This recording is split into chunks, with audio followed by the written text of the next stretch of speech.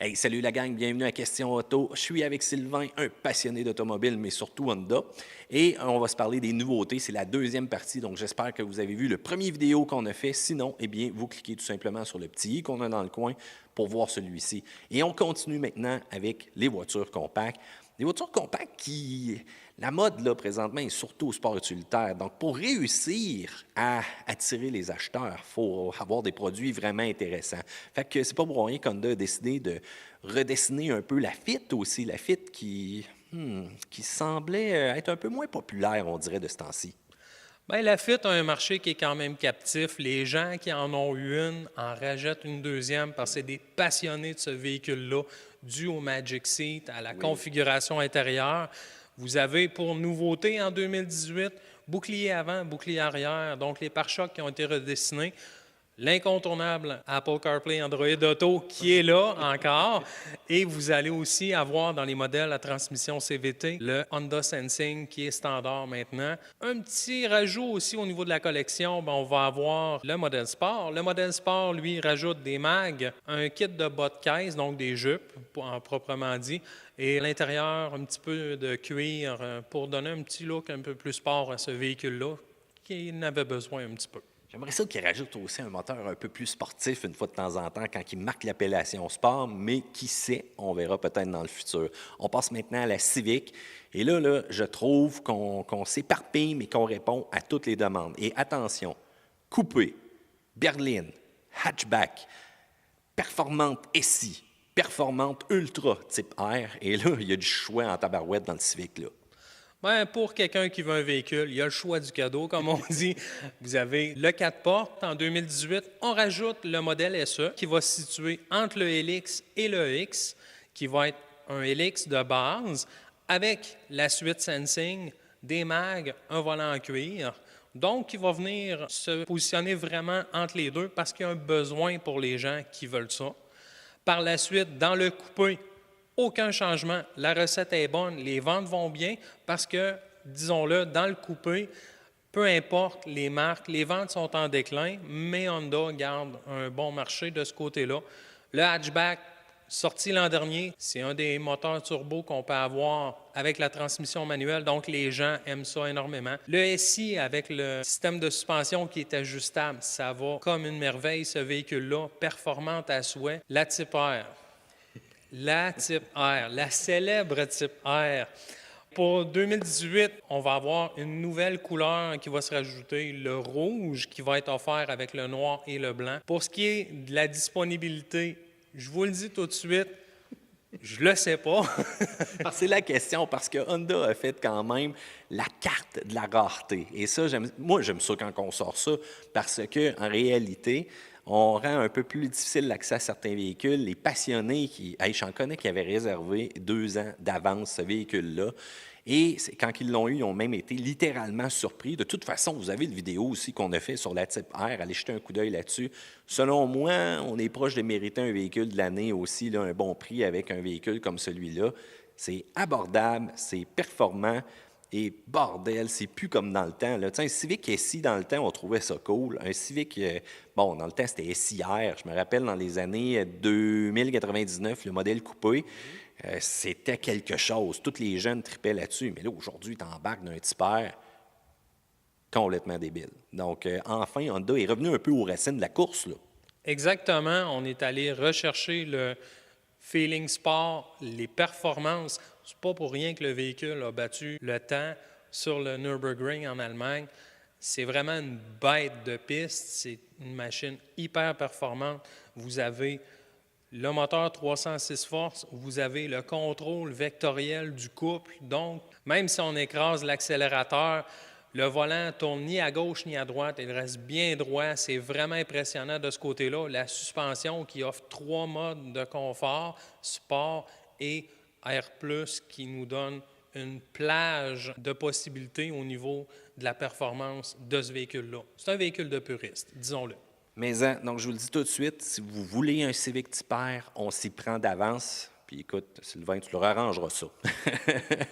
On parle du Accord aussi, grande nouveauté pour 2018 et beaucoup de variantes aussi, mais on en a délaissé quelques-unes. Là, dans le Civic, on a laissé les versions coupées, les versions performantes, mais là, on a enlevé le V6, on a enlevé le modèle coupé 2 portes et on focus beaucoup plus sur la berline. Là. OK.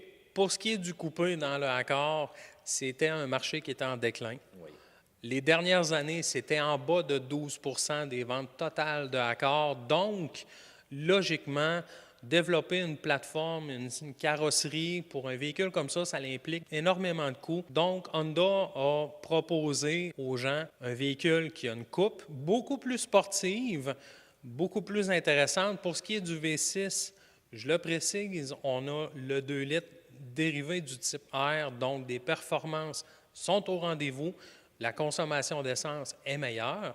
Vous allez avoir aussi un torque qui est disponible à partir de 1600 tours versus le 4000 qui était avant sur l'ancienne génération. Donc, le 0-100 est beaucoup plus rapide et on va consommer moins d'essence pour le faire. Donc, il y a des plus de chaque côté. Pour ce qui est du Accord, nouvelle carrosserie, nouvelle suspension, nouvelle plateforme, nouveau moteur, effectivement, il y en a 3. Le 1.5, le 2 litres, et on va avoir la motorisation hybride aussi qui s'en vient dans les prochains mois. Donc, on va avoir une plage de véhicules pour satisfaire tous les clients possibles. Et on va aller rechercher aussi les clients qui avaient délaissé Honda, qui étaient à l'époque, il y a quelques années, qui avaient un Civic, qui avaient un Accord, qui ont délaissé le produit Honda parce qu'ils trouvaient qu'ils s'étaient embourgeoisés. On est revenu à l'essence sportive chez Honda.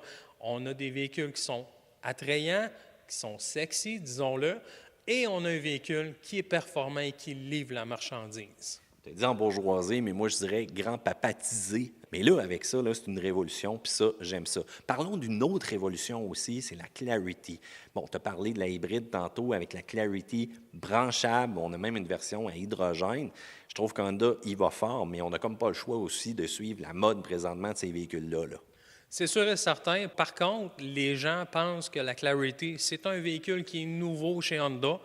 On est rendu à la deuxième génération. La première génération, c'est en 2008, qui est sorti en Californie. C'est un véhicule, je vais dire, de test qui a été offert à plusieurs clients de ce côté-là. On avait le véhicule hybride, le Clarity, on avait le véhicule à hydrogène, comme tu as dit tantôt. Par la suite, bien, on va avoir toutes les fonctionnalités qu'on retrouve chez Honda, donc le sensing, le CarPlay, le Android Auto. On va avoir un véhicule qui, selon les calculs présentement, va être capable d'une autonomie électrique de plus de 80 km. On va avoir un véhicule aussi qui va pouvoir accommoder 5 adultes dedans. Donc, du côté confort spacieux, ça va être au rendez-vous. Aussi, ce qui va être à surveiller, c'est le rendement énergétique. Voyez-vous, on parle d'un estimé d'en bas de 3 litres au 100, dépendant de la conduite du client à l'intérieur du véhicule. Donc oui, ça va être la machine à surveiller du côté véhicule vert. En tout cas, moi, je te dis tout de suite, je ne ferai pas 3 litres au 5 ma conduite sans me flageller en partant.